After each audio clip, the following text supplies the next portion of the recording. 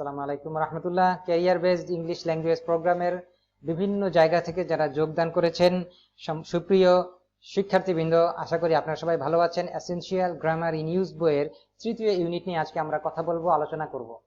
আশা করি বইটি আপনারা সংগ্রহ করেছেন এবং এখনই আপনারা ইউনিট 3 ওপেন করুন।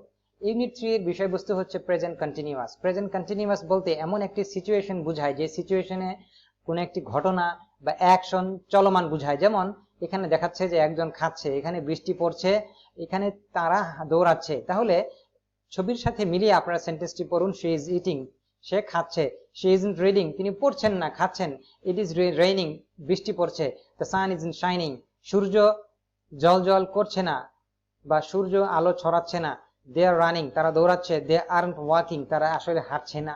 তাহলে তারা কি করছে আর কি করছে না বর্তমানে, রাইট দ্য মোমেন্ট, এই সময়ে, ওটাকে প্রেজেন্ট কন্টিনিউয়াস বলা হয়ে থাকে। তো প্রেজেন্ট কন্টিনিউয়াস এর মেইন ফর্মটা হচ্ছে আই এম ডুইং। এই টাইপের যে স্ট্রাকচার আপনি পাবেন ইংরেজিতে, সেই স্ট্রাকচার গুলোই অ্যাকচুয়ালি প্রেজেন্ট কন্টিনিউয়াস টেন্স।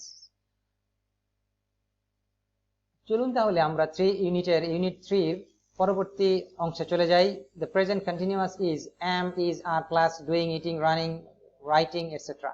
তার মানে হচ্ছে am, is, are এর সাথে আপনাকে একটি ভার্ব যুক্ত করতে হবে যার শেষে ing আপনারা দেখবেন। এই বক্সে যেটা লেখা আছে সেটা আপনি লক্ষ্য করুন। I am নট থাকতেও পারে, নাও থাকতে পারে। নট হবে তখনই যখন আপনি নেগেটিভ কোনো কিছু করছেন না সেটা বোঝাচ্ছে।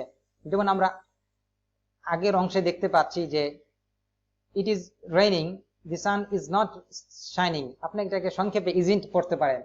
আমরা শর্ট ফর্ম সম্পর্কে আগে জেনেছি, ইউনিট 1 এ আমরা জেনেছি।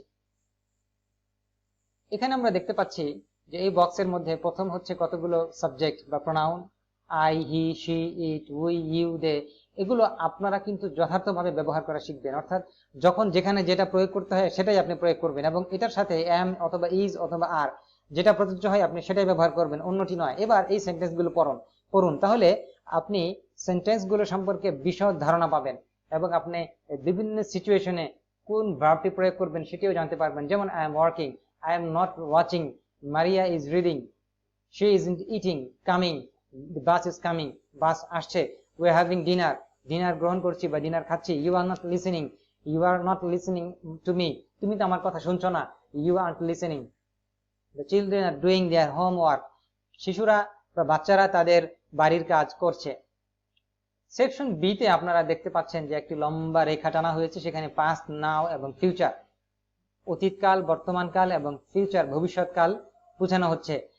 তো অ্যাকচুয়ালি সামথিং হ্যাপেনিং নাও, এই যে নাও শব্দটি আপনারা দেখতে পাচ্ছেন, I am working, she is wearing a hat, they are playing football, I am not watching TV, এই সবকিছুই কিন্তু নাও নাও নাও অর্থাৎ এই মুহূর্ত নিয়ে ঘটনাগুলো ঘটছে, এই জন্য সবগুলি হচ্ছে প্রেজেন্ট কন্টিনিউয়াস। পাস্টে কি ঘটছে সেটা আমাদের বিবেচ্য বিষয় নয় এবং ফিউচারে কি ঘটছে সেটিও আমাদের বিবেচ্য বিষয় নয়। আশা করি এটি আপনারা খুব মনোযোগ দিয়ে বুঝতে পারবেন যে এমন কিছুকেই আমরা প্রেজেন্ট কন্টিনিউয়াস বলবো যেটা এই মুহূর্তে ঘটছে, চলমান, যেটা চলছে। আসুন আরেকটি জিনিস আমরা জেনে নিই। Please be quiet, I am working. Look, there Sarah, she is wearing a brown coat, the weather is nice, it's not raining. তাহলে এখানে প্রথমে একটি সিম্পল সিচুয়েশন এবং এর পরে একটি কন্টিনিউয়াস টেন্সের একটি বাক্য লেখা আছে। আপনারা এইগুলো একটু মনোযোগ দিয়ে পড়বেন এবং বুঝে বুঝে আপনি আপনার রিয়েল লাইফে প্রয়োগ করবেন।